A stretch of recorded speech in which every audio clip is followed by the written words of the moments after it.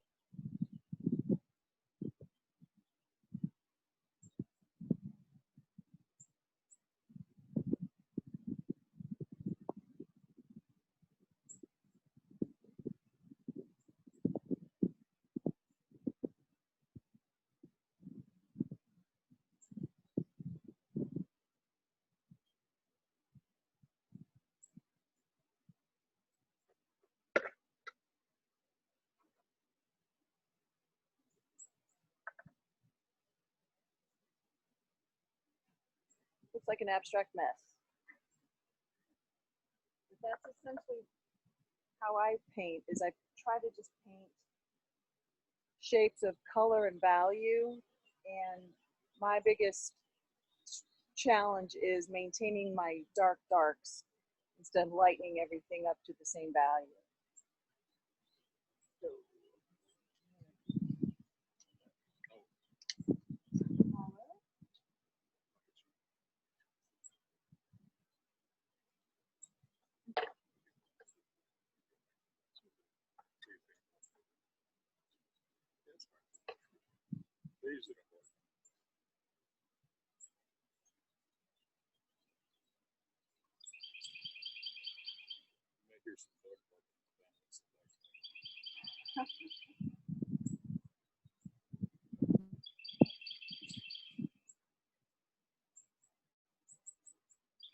and I'm trying but adding some color now.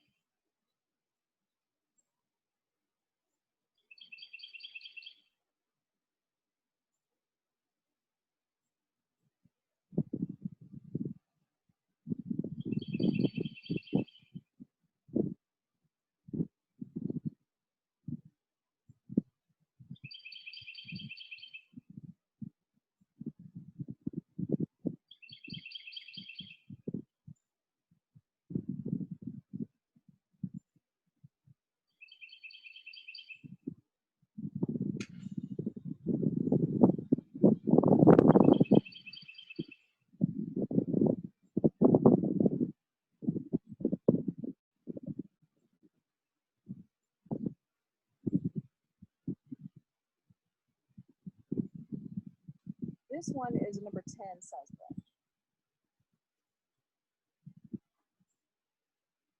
And this one is a Richardson Gray Matters. I like these two. This is a synthetic crystal.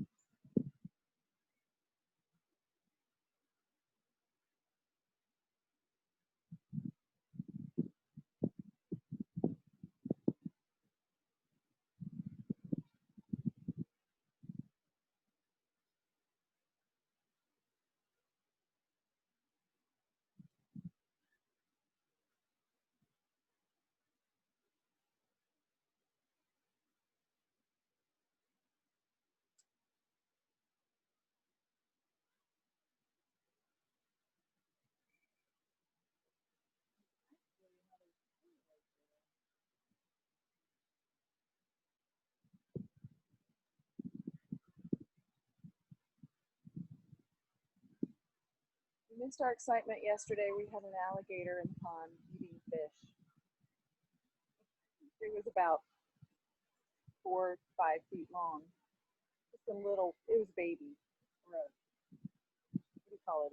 Not adolescent, juvenile. Right over there across the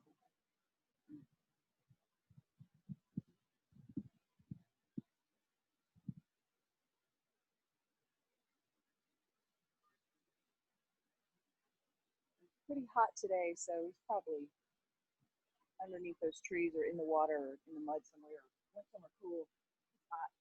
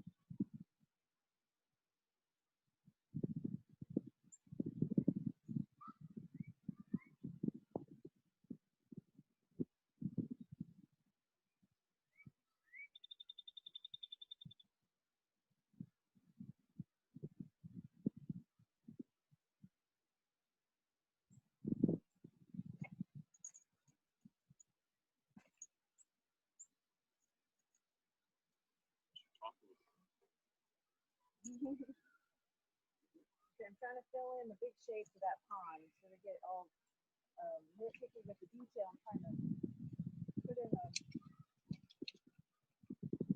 overall value and color of this water.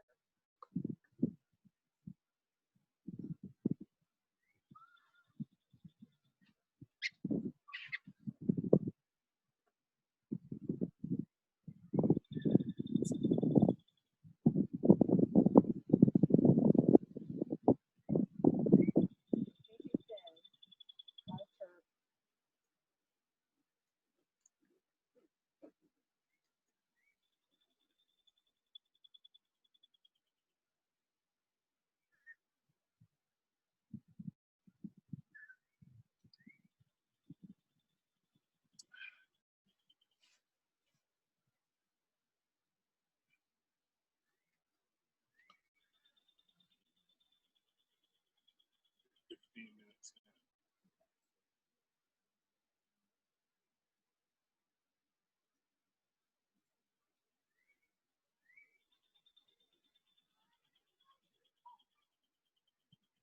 Trying to get the canvas cover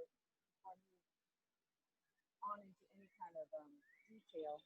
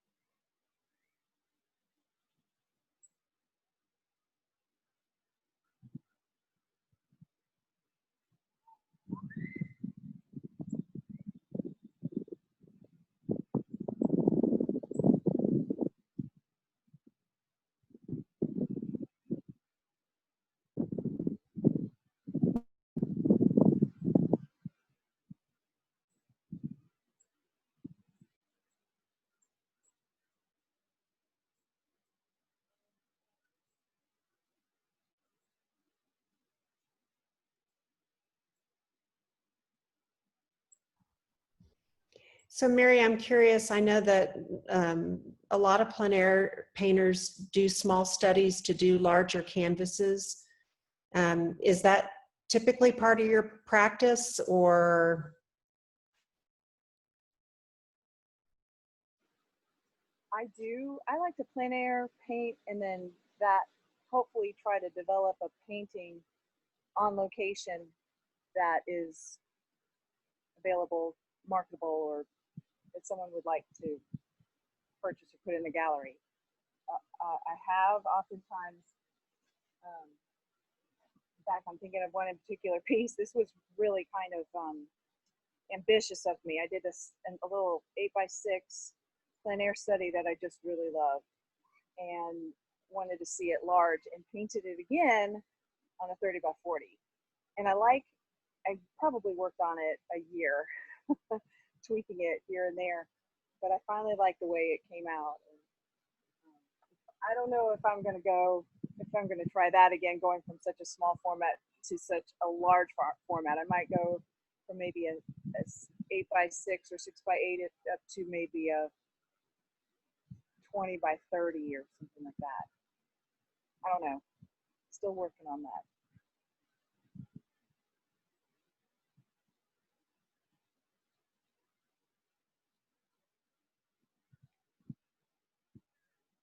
There's just something about painting from life in the moment that I can't duplicate as well in the studio from photograph. I really love painting from life. That's my favorite. If I can, that's my preference. Oftentimes I have a commission and someone will send me a photograph and I'll have to do that. But painting out on location is like working out. It tones my painting muscle to be able to paint from a photograph. It teaches you what really happens out in nature. instead of duplicating a photograph exactly as the photograph, you know what happens in those deep shadows. There's a lot of color that happens in there, but on the photograph it's black or it's flat and dull and not very exciting. But there's a lot of beautiful things, warm shadows. There's a lot of color inside of a shadow that photographs just don't do it justice.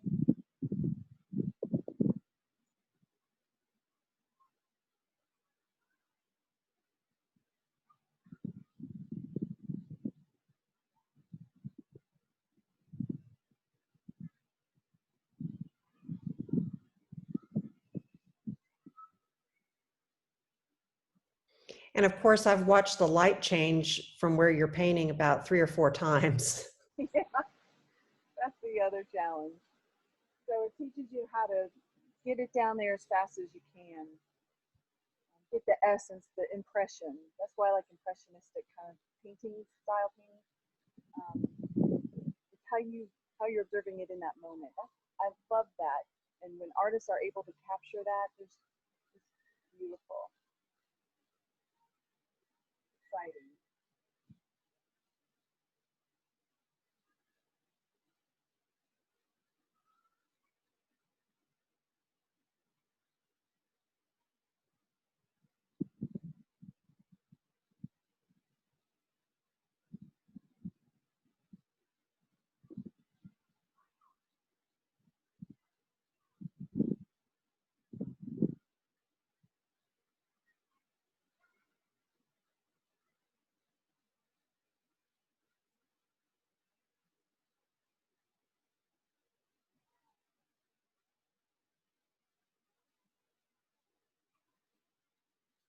Another good thing about painting with a limited palette, with 3 primaries and white. I've got cadmium yellow, pale, and yellow ochre, white, alizarin crimson, and ultramarine blue.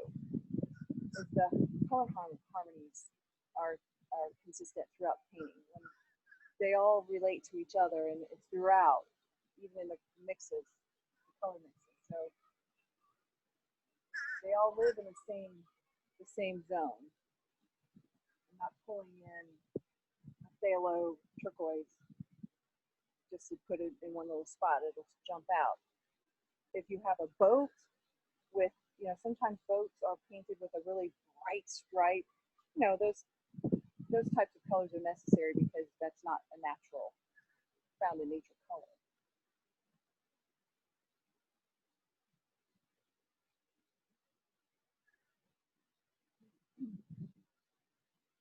But it'll help you keep your palette together.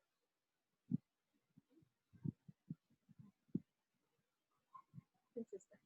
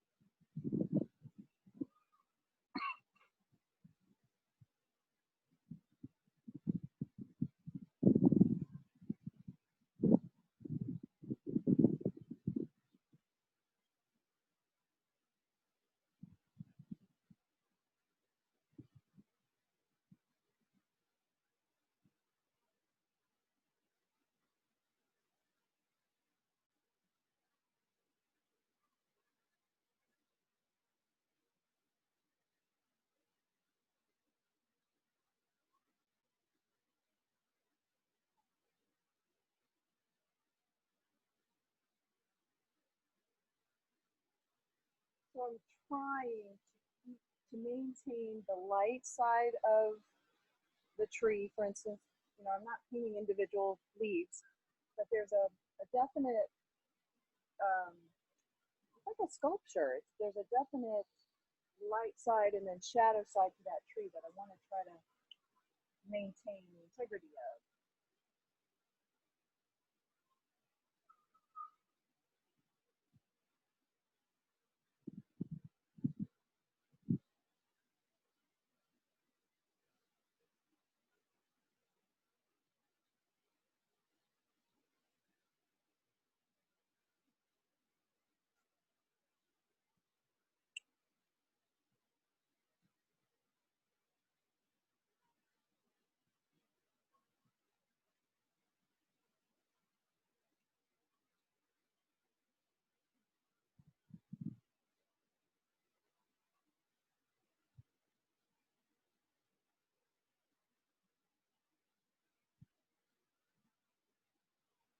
I've been avoiding that little shed. I need to give him some love, put him in his place.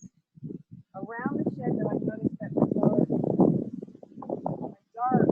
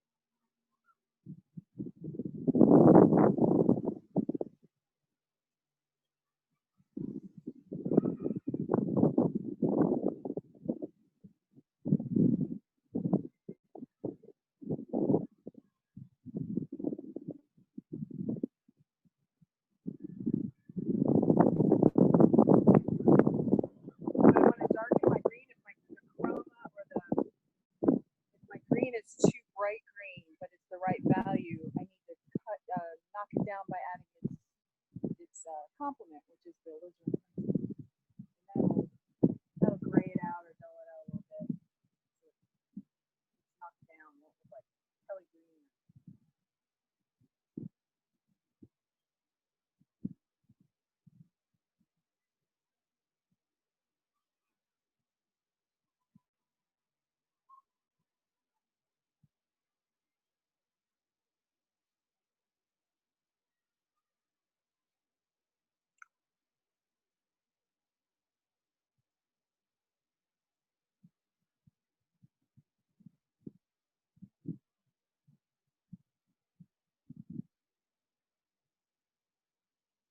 Our summer pattern weather is starting to happen. I can hear it's sunny, but I can hear thunder.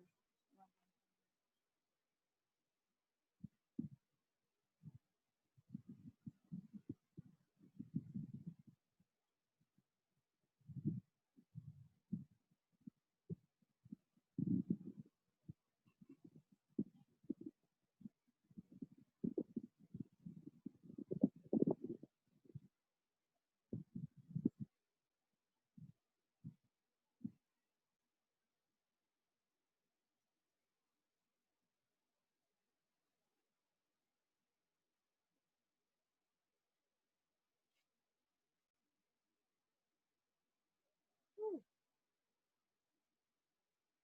breeze just stopped.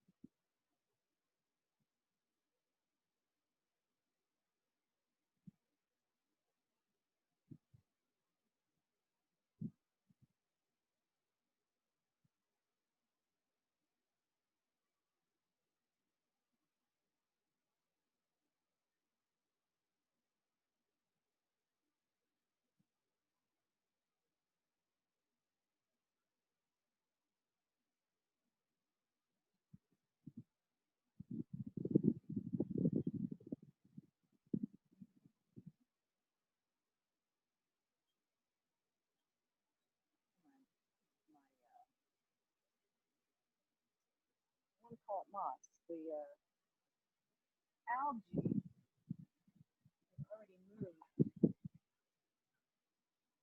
I don't like it the way it is now.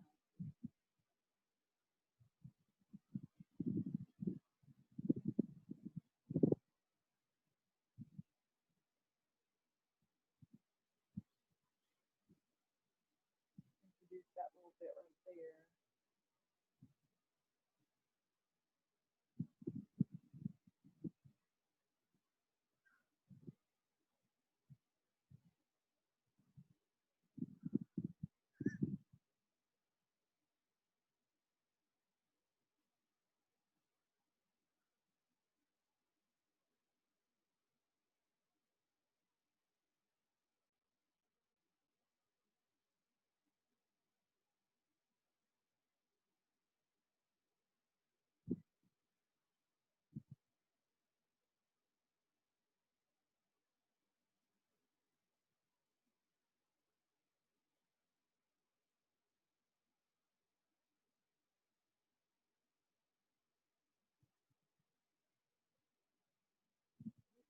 really skinny tree.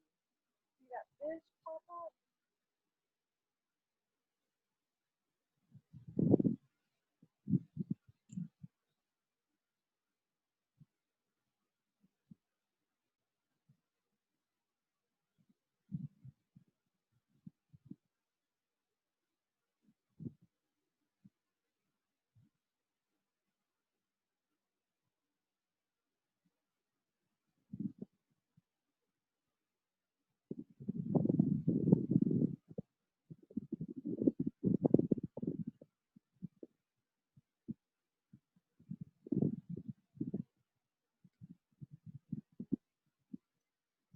Does anyone have questions?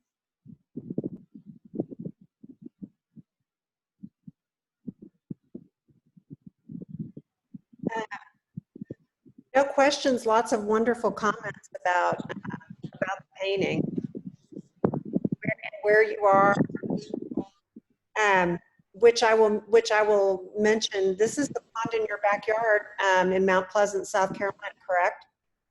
Well, I'm actually in Somerville, In Somerville, a little more inland. Charleston area. Right. And I also mentioned that Mary is one of the festival artists for the Cashiers Plein Air Festival this summer, which is July 15th through the 19th. So she'll be painting the landscape and lifestyle of the Highlands Cashiers Plateau.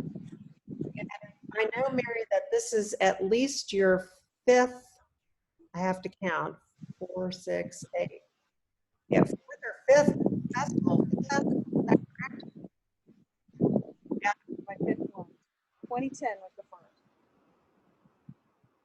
I love them. It's I a lot. love your home. We love our home too. I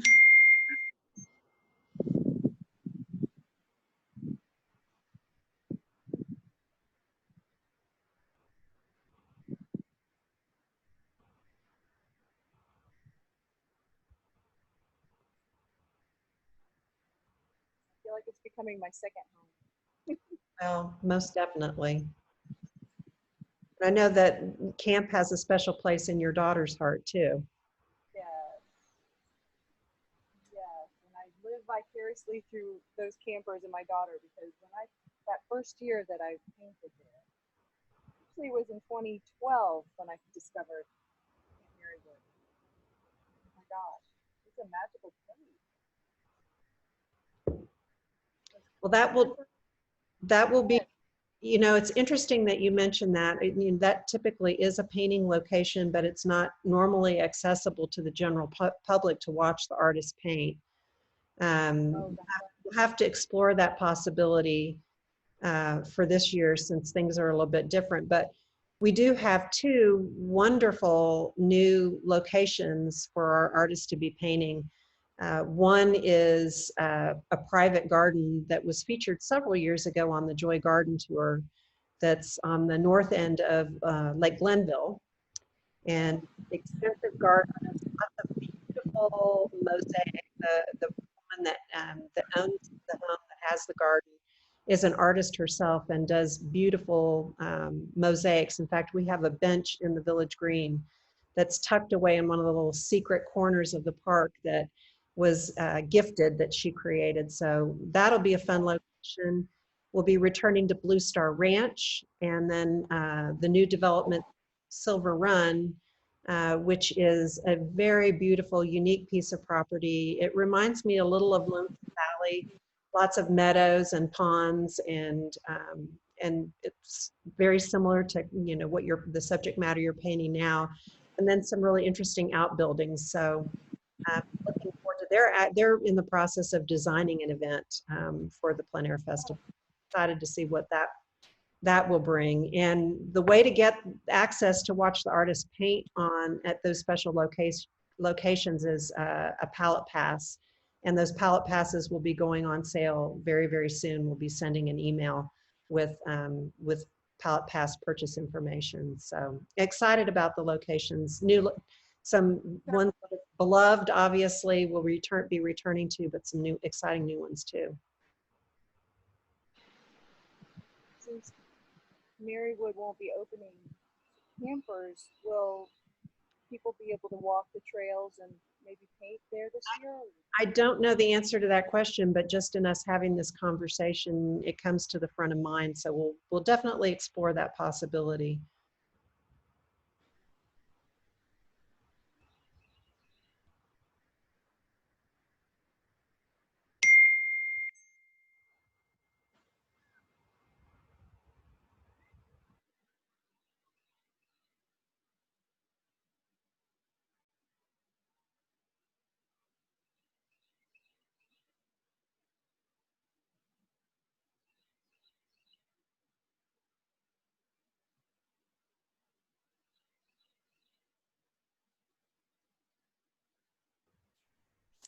Someone by the name of Kevin Hoffman posted in our Facebook Live that she is awesome. That's my husband.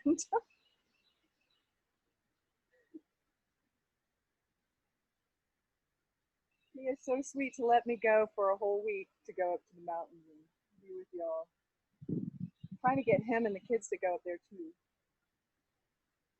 but I don't know how available I would be for them because it's a pretty rigorous week. It's fun, but it's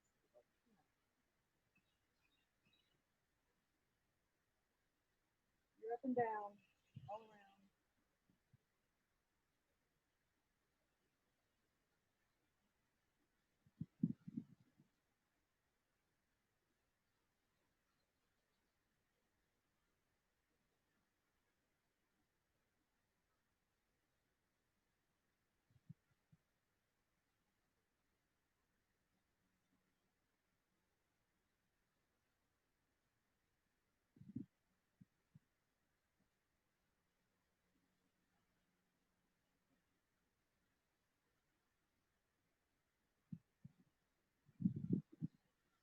Okay, I need to pay attention to this little shed. I'm just getting so involved in all of the green.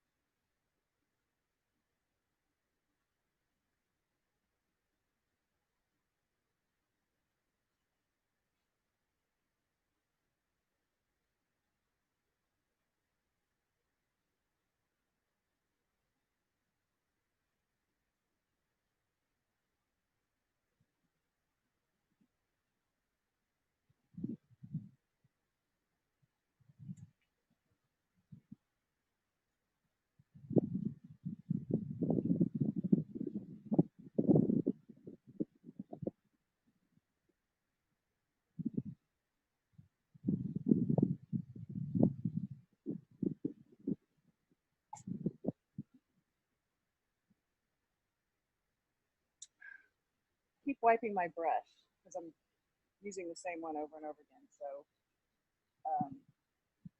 trying to keep the color clear.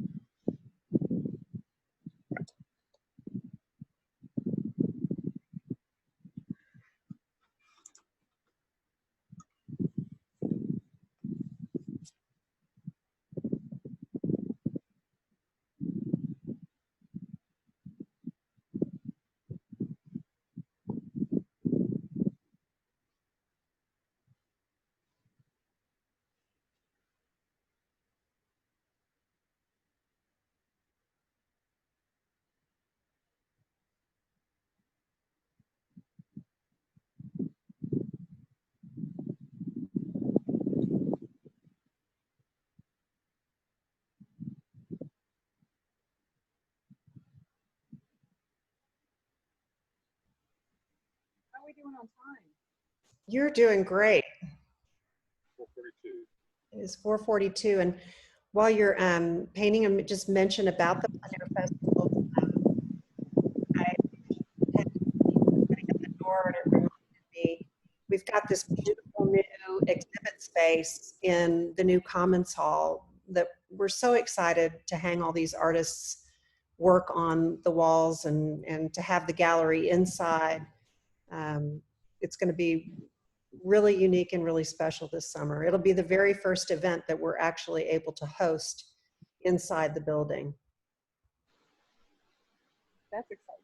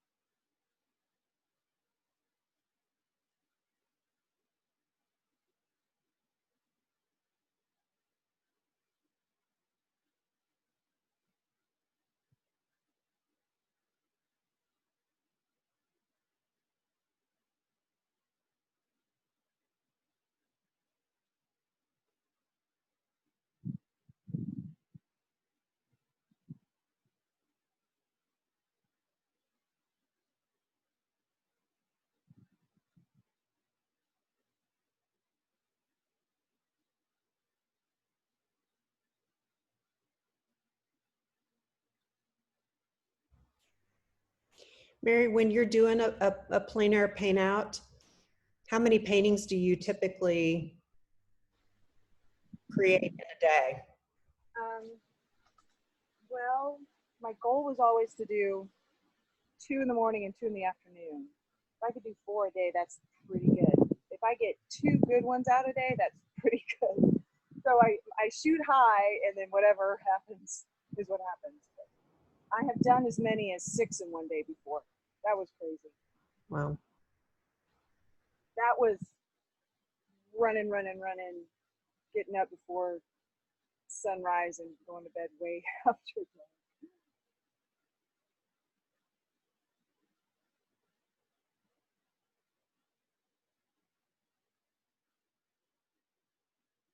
There's so much beauty to paint up there that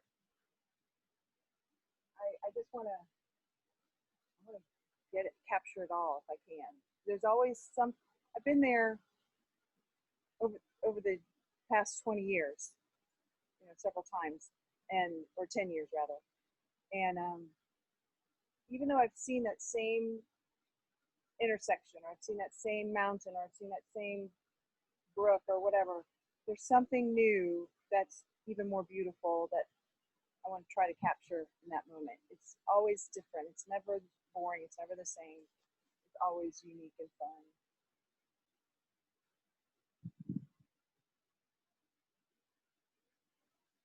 And then every year I always discover some place new, and it sounds like you've got at least 3 other places set up that's new.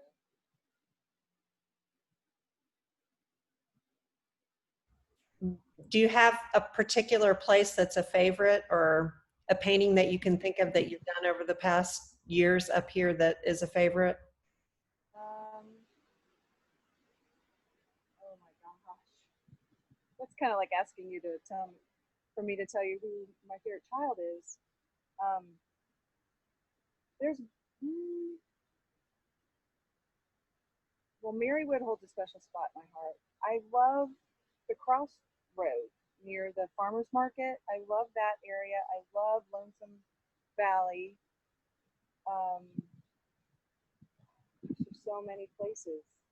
And you can just go like this and look down, and there's a beautiful thing to paint, whether it's rocks or flowers or a tree. I don't know. It's just, or look up and you'll see something beautiful to paint. It's just, oh, Cashiers Lake is really nice.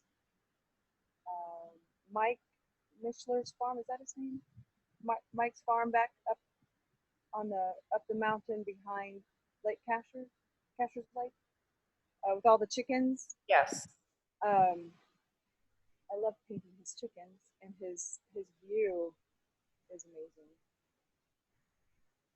It's never ending. I love it.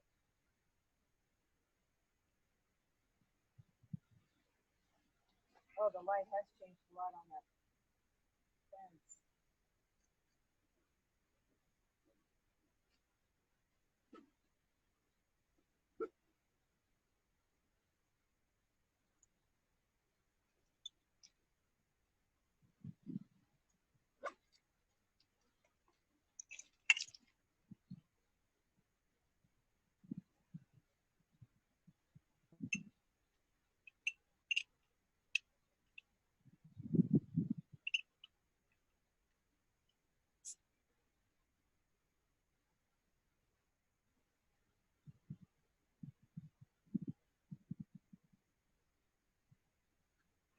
Now I'm getting some more reflective light on the shadow side of that shed.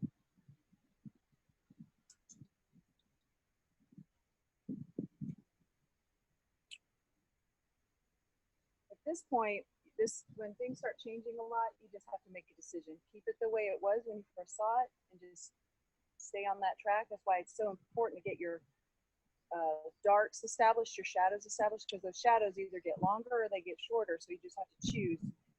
A lot of times, I love pathways and shadows, just defining the topography of the path or that road or whatever. And sometimes it's what captures me, what I want to capture on canvas, what is stunning to me is the shape of those shadows initially.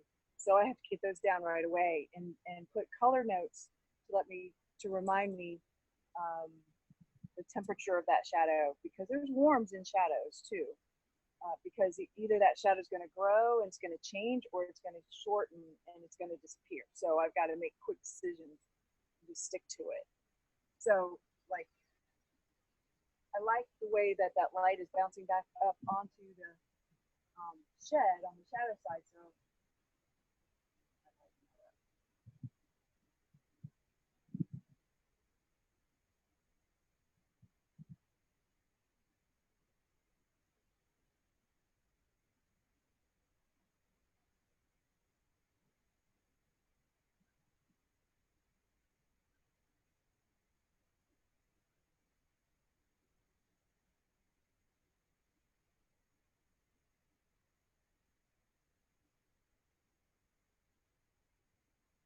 are we getting close to, how are we doing with the time now? It is 4:53. And one of your former fellow invitational artists is thinking of his friendship with you, Mary, and that's Gary Bauman, who we miss being. Oh, I love him. Is he watching? He is. Hi, Gary, I miss you.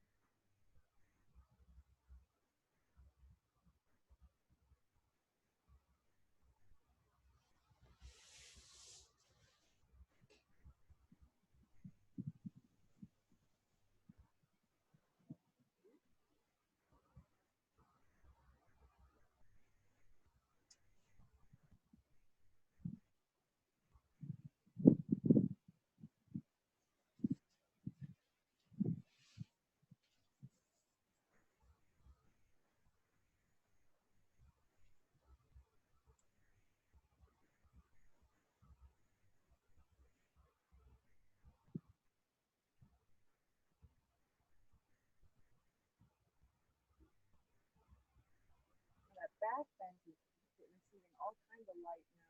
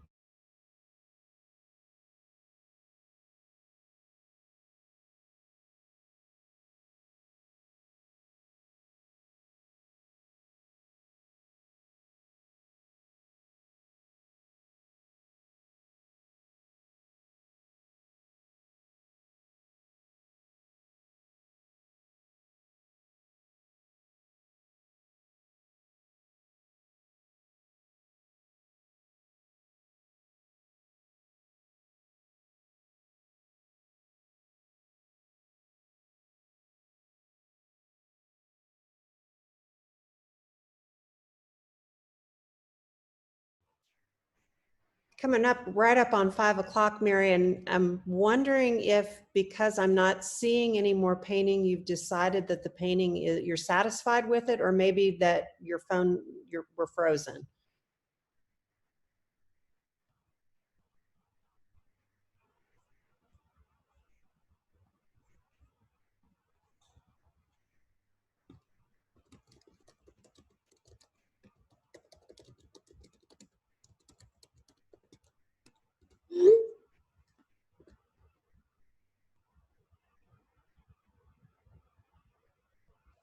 Well, I'm waiting to see if Mary's back up online. Just want to say a huge thank you to her for taking the time to do this live artist demonstration, plein air art demo, and to share her beautiful pond in her backyard in Summerville, South Carolina. And know that we're all looking forward to Mary returning and being back in Cashiers this summer for the Cashiers Plein Air Festival. That festival is still on the schedule. That's one of the great things about plein air painting and painting outdoors, is that you can safe distance. And we will be making arrangements in our beautiful new facility to open that to the with safe distancing guidelines in place, so people can come and enjoy the beautiful art. But we're very, very excited for the festival to be this summer, July 15th through the 19th. And we'll have artists 18 like Mary that paint in a variety of medium and paint different subject matter. And as I mentioned earlier, in this event, we do have 3 exclusive locations that you can go and watch the artists paint on site. And we will be sending an email with information about how to purchase those palette passes. So you want to be sure to go to the Village Green website and sign up for our e-newsletter, so you have up-to-date information on the Plein Air Festival, but also the other events that we hope to be able to offer throughout the summer, including virtual events like these. Thank you so much for joining us this afternoon. If you are interested in in signing up for the e-newsletter, go to villagegreencashiersnc.com and go to the bottom of the page and click on the envelope icon where you can sign up for that e-newsletter that I mentioned. And again, thank you so much to Mary Hoffman for doing this virtual event. It's the first time we've done a painting demonstration virtually. And I thank everybody that joined us, whether it was as part of this Zoom platform or whether you joined us on social media on our Facebook Live. We thank you so much for joining us. We look forward to welcoming you. And I would just say, be safe, be well, and we are here for you. We are Cashiers Village Green in the heart of Cashiers for the people of Cashiers. Take care. Bye.